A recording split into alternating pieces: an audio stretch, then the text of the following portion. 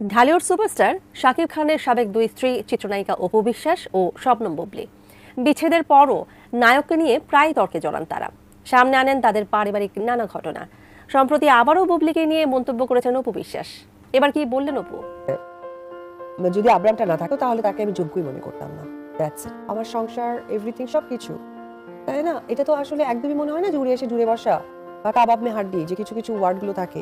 তুফান, বরবাদ, BPL এর মাঠ সবকিছু ঠিকঠাক সামলাতে পারলেও অপু বিশ্বাস বুবলীকে কোনোভাবে সামলাতে পারছে না বাংলাদেশ চলচ্চিত্রের সুপারস্টার শাকিব খান।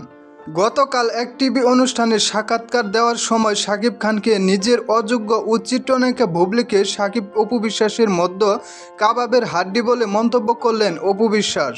আমার একটা সুন্দর সাজানো জিনিসটাকে নষ্ট করা হয়েছে বা নষ্ট করেছে, সেটা খুব চালাকির সাথে মানুষের কাছে প্রেজেন্ট করছে।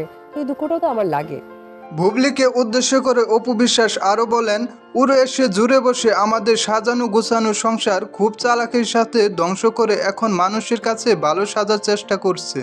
2018 সালের 12ই মার্চ শাকিব খান অপু বিশ্বাসের আনুষ্ঠানিকভাবে বিচ্ছেদ হলো। প্রায় সময়ই বিভিন্ন অনুষ্ঠানে শাকিব খানকে নিয়ে মন্তব্য করে আলোচনায় আসেন অপু বিশ্বাস।